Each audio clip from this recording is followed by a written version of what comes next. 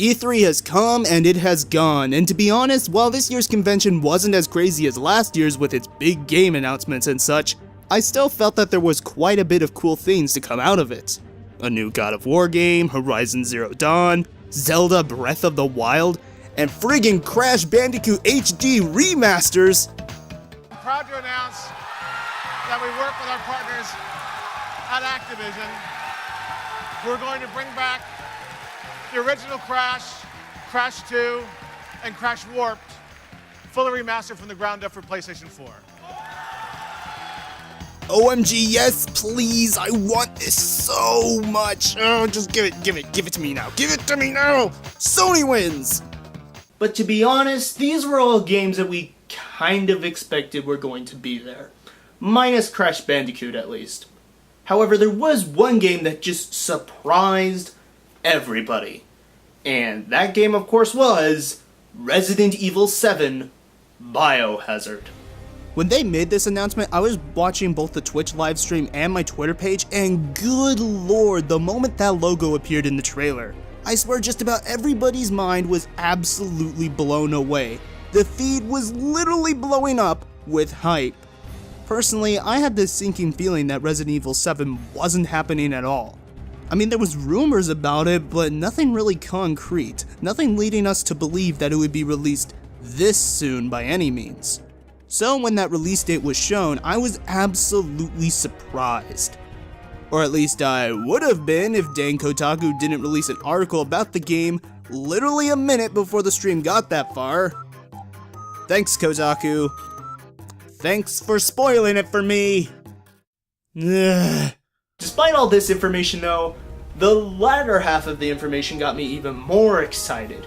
For you see, after they announced the release date, they had announced that there would be a free playable demo of Resident Evil 7, letting us play a part of what they showed in the trailer. And to be quite honest, I was really excited, like tons of other people were. And that the fact it was going to be released that night made us even more hyped.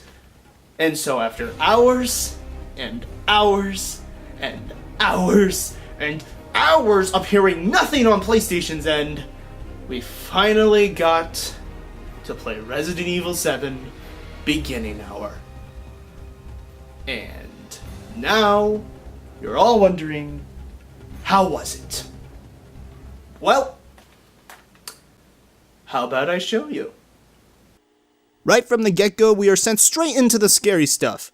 It would appear that, whoever we are, is strapped to a chair and has a camera set up. And, this is just disgusting. They don't have proper lighting at all. Come on, guys, didn't anybody teach you about 3-point lighting?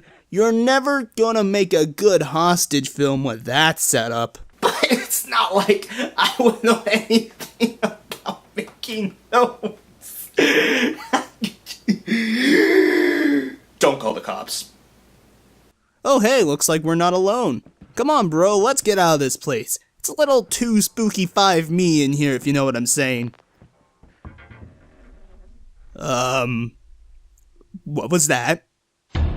Ah! Text on screen! Oh, the horror! Okay, so if you couldn't tell, this is where the demo actually begins. Here in this little room, decorated with nice leather chairs, a working television set, an angry piano, fuse box, and a nice little note that reads, I will dash them against the stones. How quaint. Going down the hallway, we can find a closet full of wicker dolls, a drawer that holds the infamous dummy finger, the entrance to the kitchen, and a staircase leading to upstairs. Upstairs really doesn't have much other than just a bunch of creepy looking mannequins and a desk. Okay, you know what guys, I have to really be real for a second. I haven't been finding any of this to be scary so far. Oh! Hi! When did you get there? How am I? Well, I'm good, thanks. I'm just having a party here with these other mannequins. It's a jolly old time. It's a jolly old time. Which, by the way, BT dubs, you were not invited to. Get out of here! Ha! Sure showed that. inanimate object. Well, I guess we can now go and check out the kitchen here. Just out of curiosity, what's for dinner? Just like Mother used to make. Ew, are those cockroaches? Ugh. Sorry fam, but it looks like I'm going to have to go for some leftovers today. On second thought, I'm not hungry anymore. Leaving the kitchen, you then enter this hallway with a locked up cabinet and another door leading to the back of the house. Being that our main goal is to get out of the house, we'll no doubt be visiting this place after everything's been done. But for now, all we can do is pick up these bolt cutters. And it was here on my very first playthrough that I noticed something. This game's limited inventory system. I know for outside people looking in on this, it probably doesn't seem like all that big of a deal, but for Resident Evil, it kind of is. One of the many complaints that people had about Resident Evil 6 was the fact that it seemed to always be giving you guns and ammo to defeat all the various monsters in the game, which no doubt made the horror, well, kind of null. But here, it seems that Resident Evil 7 may be going back to the older system of limited inventory space, and having to prioritize what sort of items you may actually need to get through specific parts of an area. And you know what? That's actually something I'm pretty excited to see from the final game. Let's just hope Capcom doesn't screw this up, like they did Umbrella Corps. Using the bolt cutters, we open up the cabinet and find the derelict house footage. In order to play the footage, we are going to have to make our way back to the room where we started, but not before hearing this.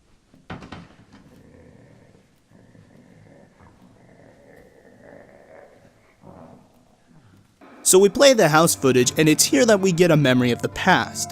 I would say a memory of our past, but there are some things here that sort of allude to the fact that the person we play as in the flashbacks may not actually be the same person we play as in the present.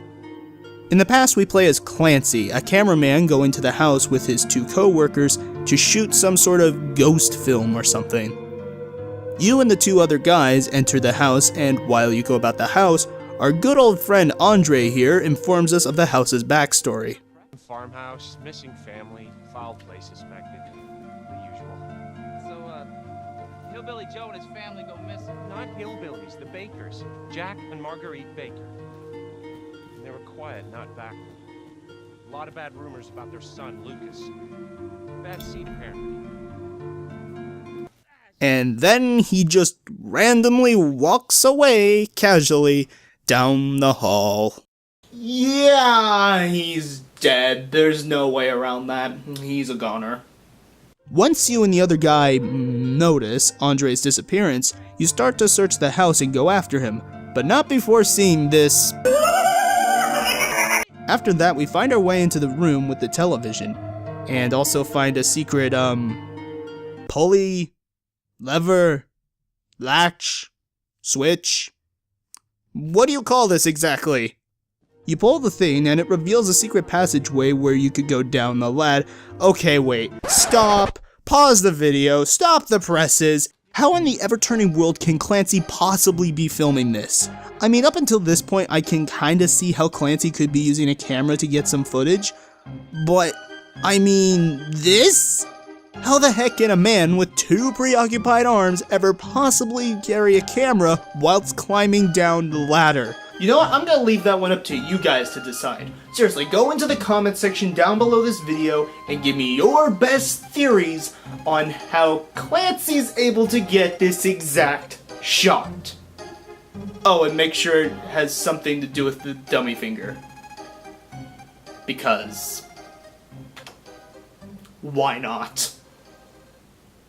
So after that nonsense, we find Andre staring at a wall, and big surprise, he's dead.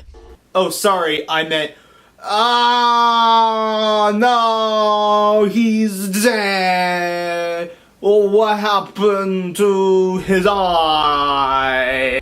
With that, we come back to the present, and now armed with the information about the secret lever, or whatever this is, we can go into the passage and grab the backdoor key, which means we can finally get out of this place. Okay. Just gonna walk by like that and not say anything at all, pal?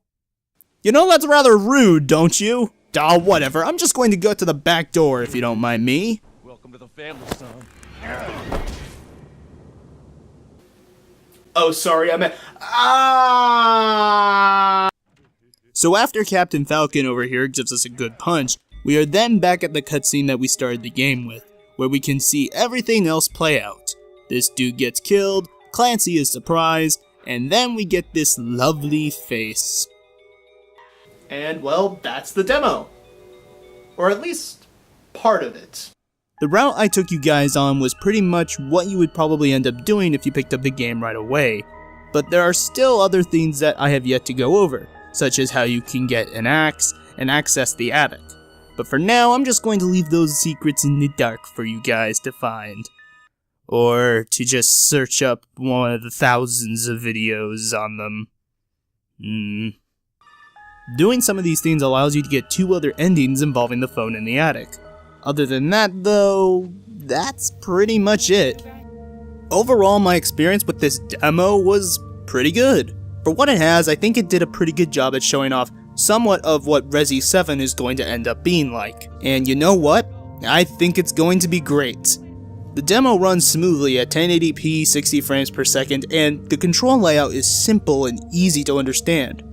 Not to mention it looks amazing too from an atmospheric level. The lighting, the shadows, the grimy textures, that flippin' sound design, they just really bring you into this game's world, which is great for a horror game. Oh, and despite my many jabs at the game earlier for its scary moments, I was genuinely creeped out the first time I played through it. Not exactly scared, mind you, just creeped out. And yes, if you were wondering, I did in fact jump a little when Little Mac over here decided to knock me out for the first time. But that doesn't mean I was terrified by this game. Spooked, yes. Terrified, no. So, yeah, the demo was actually pretty good. It got me excited and pumped up for the release of Resident Evil 7 come January, and Resident Evil 7 itself looks like it's going to be a pretty good and pretty scary game. That's all I really have to say about this. Oh wait, sorry, I meant Hey, thanks for sticking around to the end of the video. If you liked it, why not you hit that like button? And if you want to see more stuff and haven't already done so, go and subscribe to this channel. You will be able to catch up on more LegenGary content and whatever else I make in the future. If you want to see more stuff right now, I've got 2 videos right there on screen for you to go and check out. Again, thank you all so much for watching, and I will see you guys in the next video. Later, dudes!